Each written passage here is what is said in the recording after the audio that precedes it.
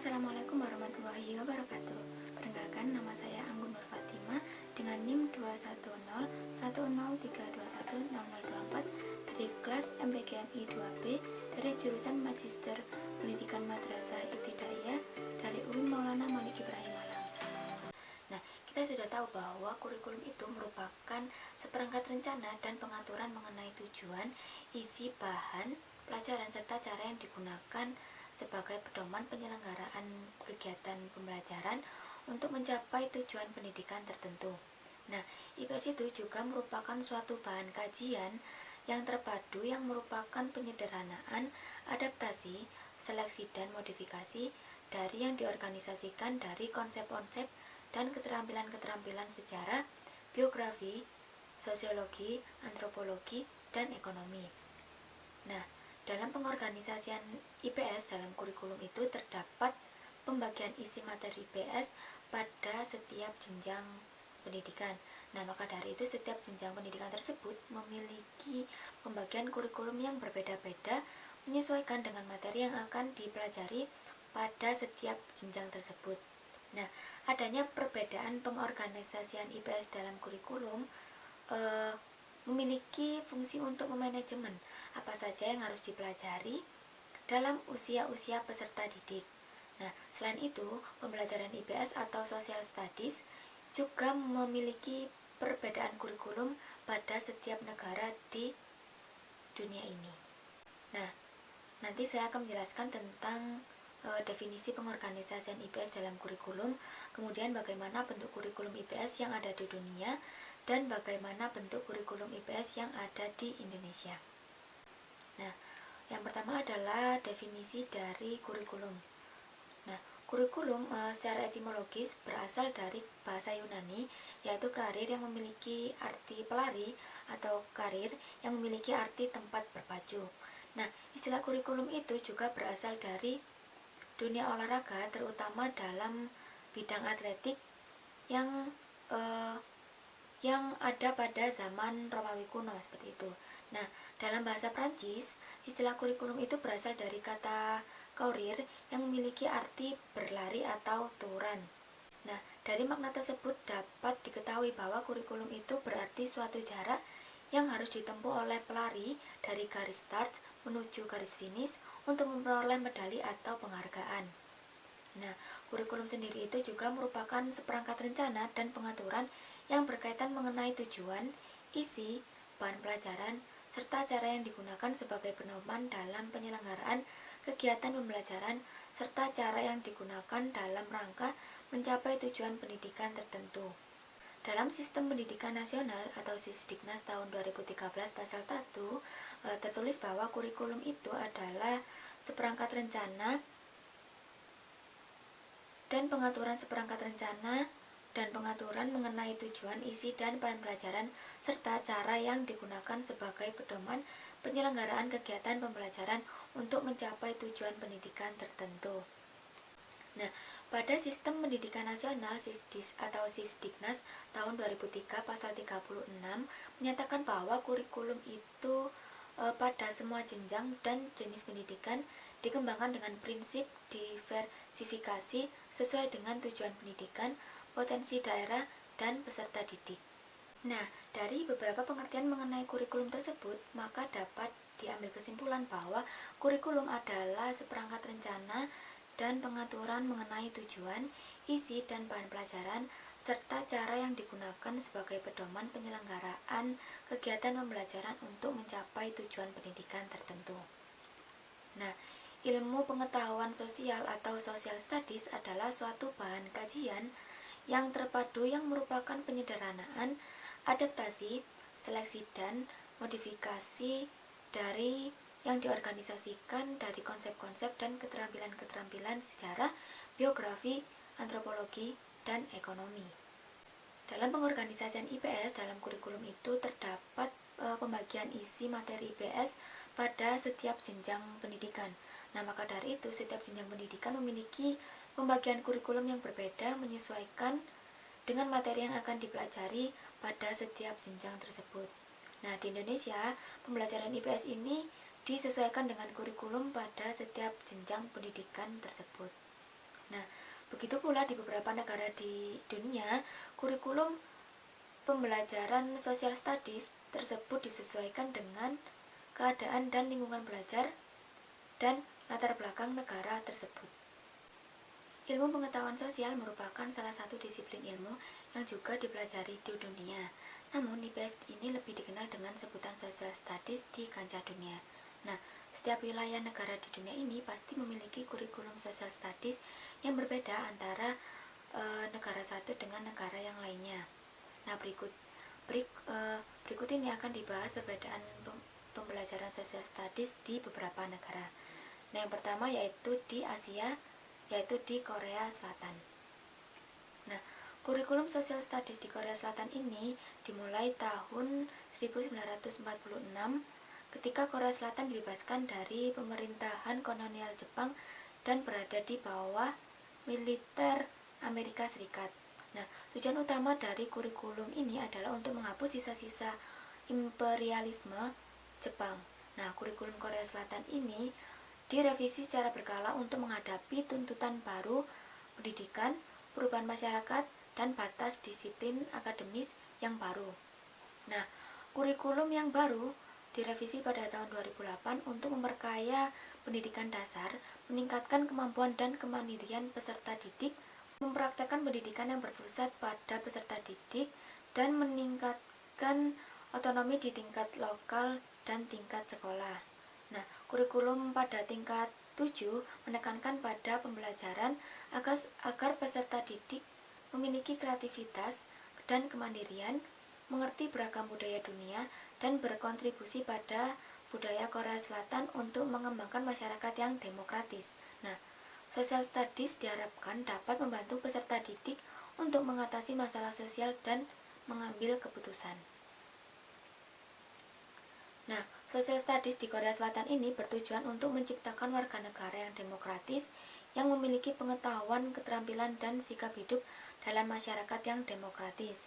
Nah, warga negara yang demokratis ini didefinisikan sebagai orang yang berkeinginan untuk menghormati perbedaan masyarakat dan yang memiliki rasa keadilan, toleran, dan hormat menghormati.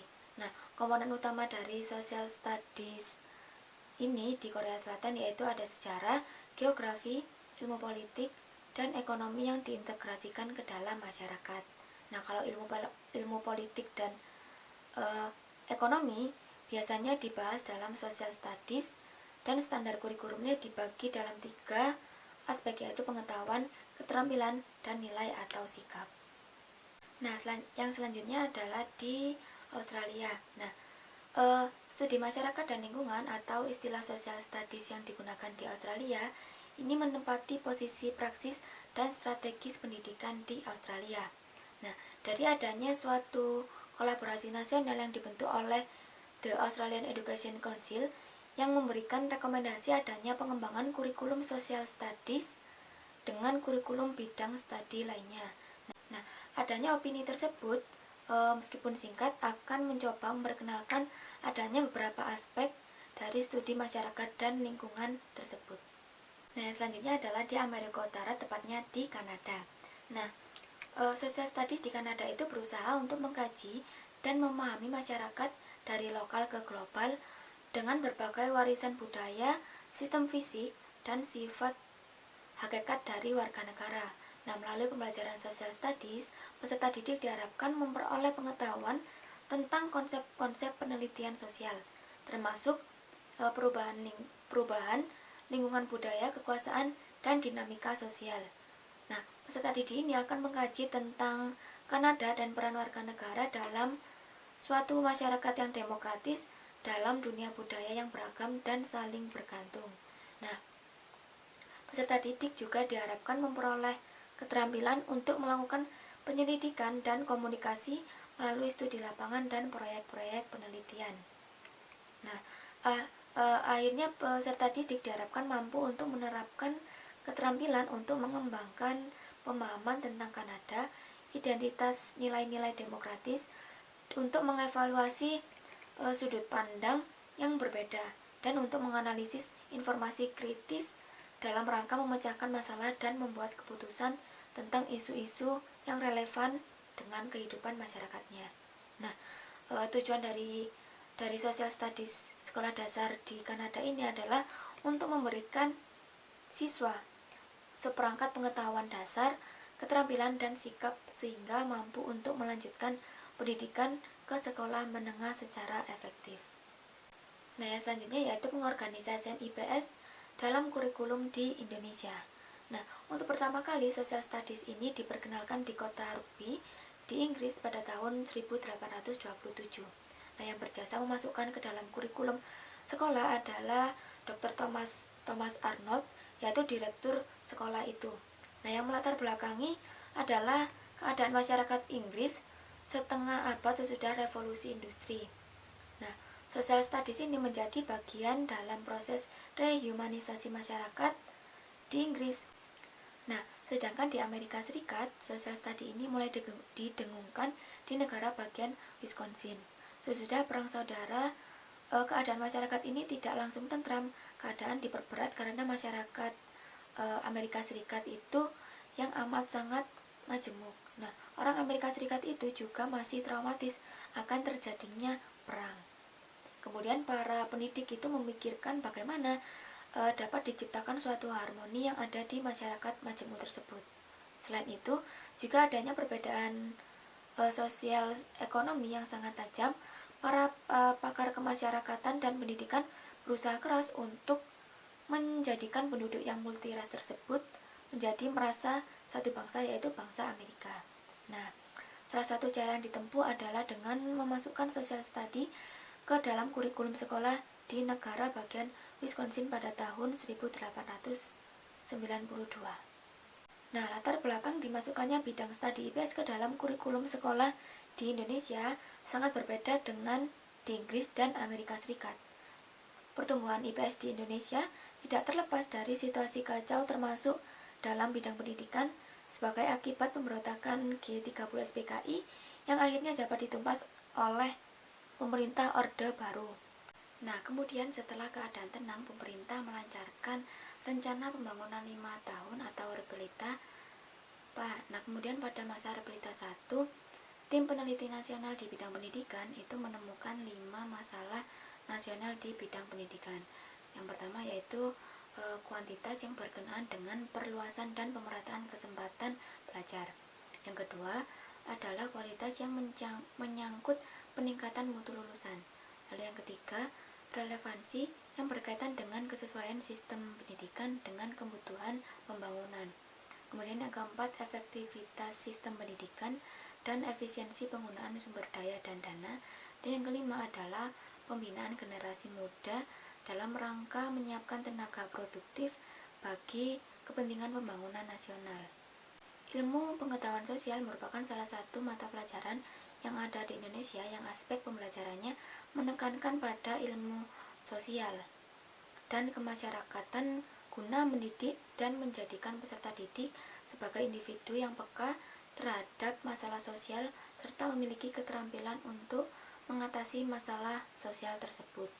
Nah, setiap jenjang pendidikan di Indonesia mengajarkan ilmu pengetahuan sosial kepada peserta didik dengan manajemen yang berbeda pada setiap jenjangnya, guna untuk menyesuaikan tingkat pola berpikir peserta didik dengan materi atau isi pembelajaran yang akan diajarkan pada peserta didik. Istilah IPS atau ilmu pengetahuan sosial pertama kali muncul dalam seminar nasional tentang civic education tahun 1972 di Tawangmangu, Solo, Jawa Tengah. Dalam laporan seminar tersebut muncul 3 istilah dan digunakan secara bertukar pakai, yaitu pengetahuan sosial, studi sosial, dan ilmu pengetahuan sosial.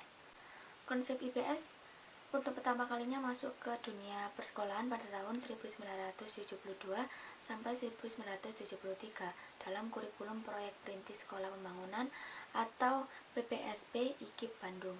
Nah, dalam kurikulum SD 8 tahun, PPSP ini menggunakan istilah pendidikan kewarganegaraan negara atau studi sosial sebagai mata pelajaran terpadu.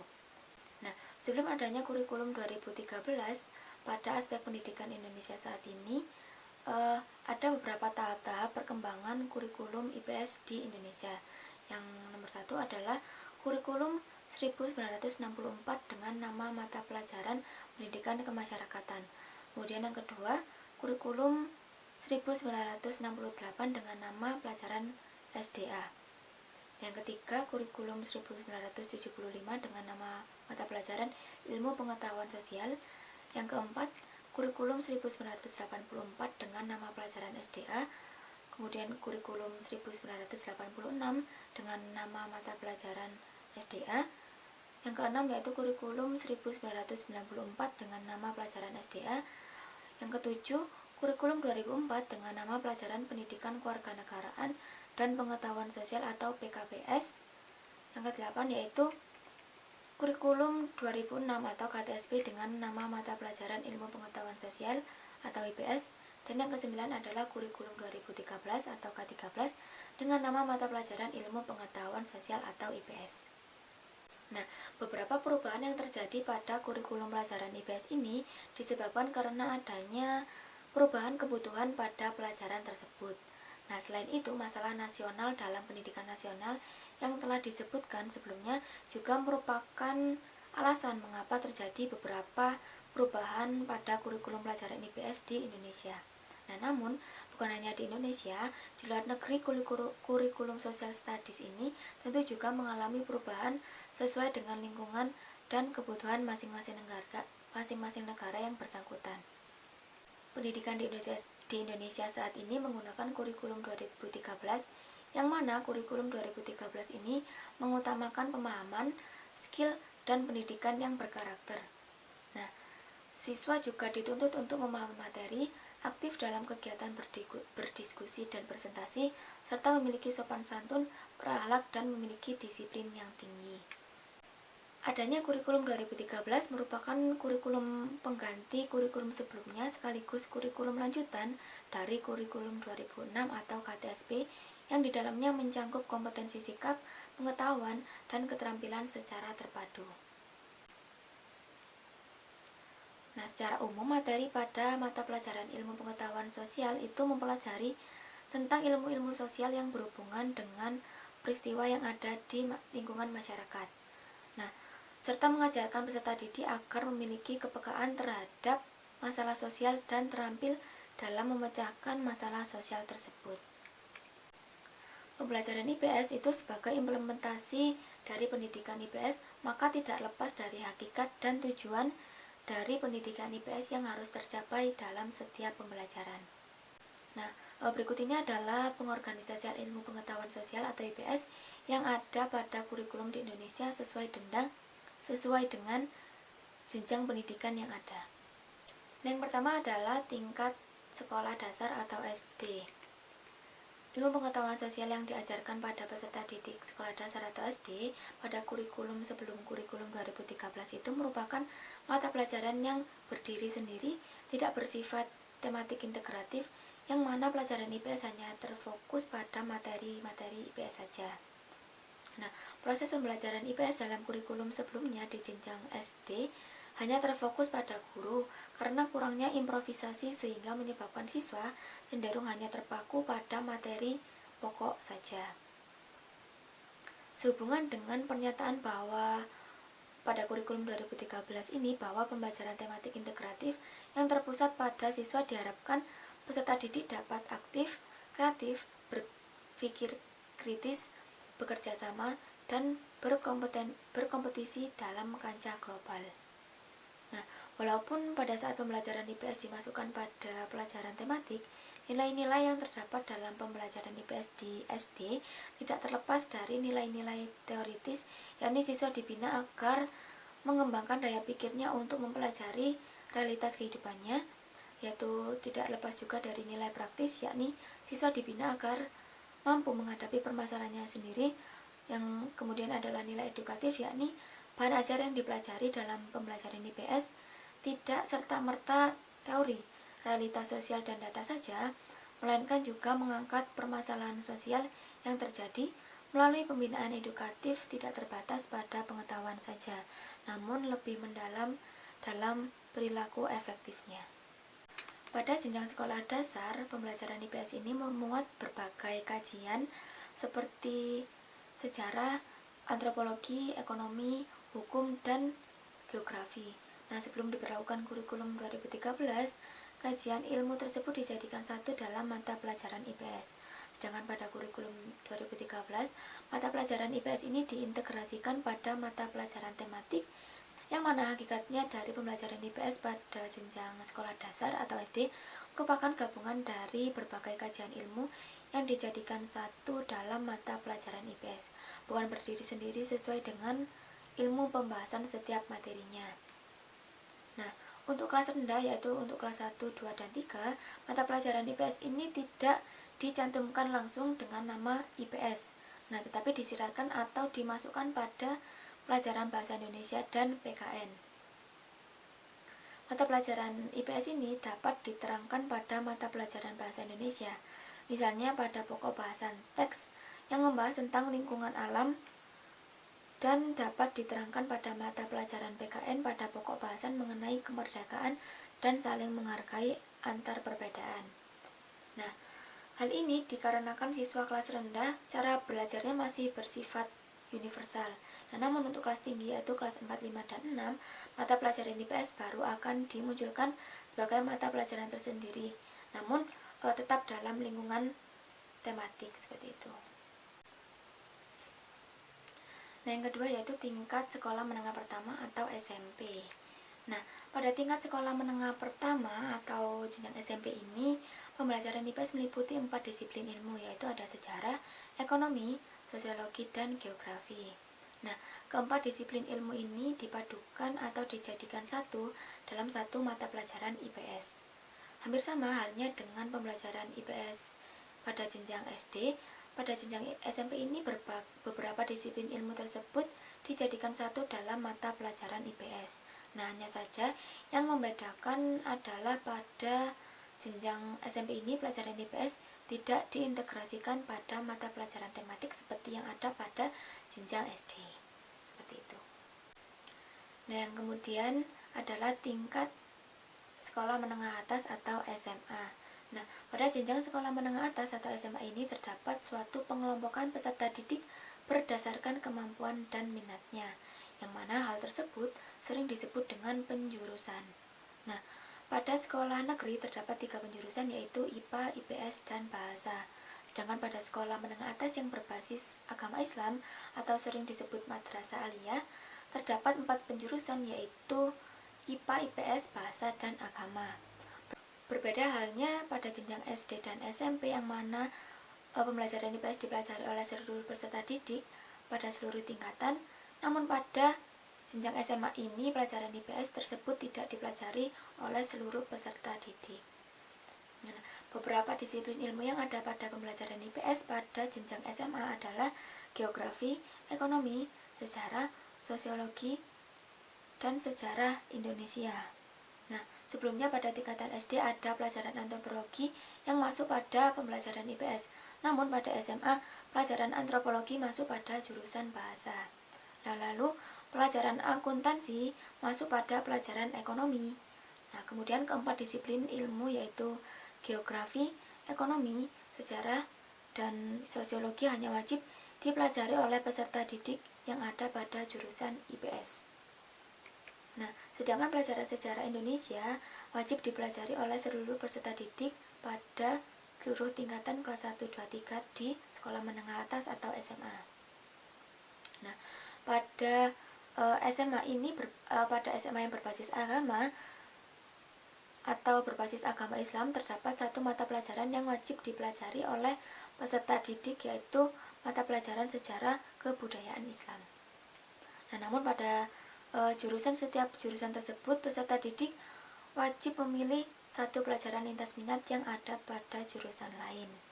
Nah, yang selanjutnya adalah tingkat pendidikan lanjutan atau perguruan tinggi.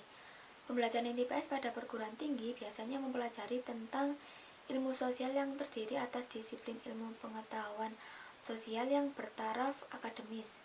Hampir sama halnya dengan pembelajaran IPS pada jenjang SMA, pembelajaran IPS pada tingkat perguruan tinggi ini tergantung pada jurusan yang diambil oleh mahasiswa.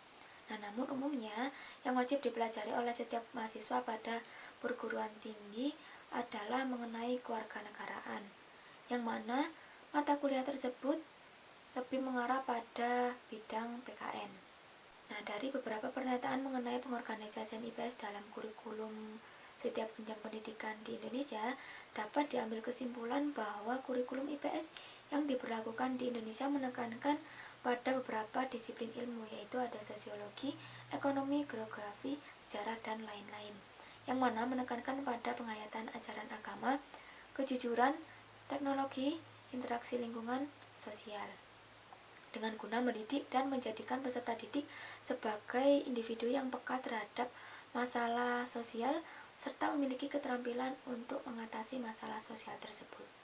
Nah, dari penjelasan tersebut maka ada beberapa kesimpulan yang dapat saya sampaikan, yaitu kurikulum adalah seperangkat rencana dan pengaturan mengenai tujuan, isi, dan bahan pelajaran serta cara yang digunakan sebagai pedoman penyelenggaraan kegiatan pembelajaran untuk mencapai tujuan pendidikan tertentu.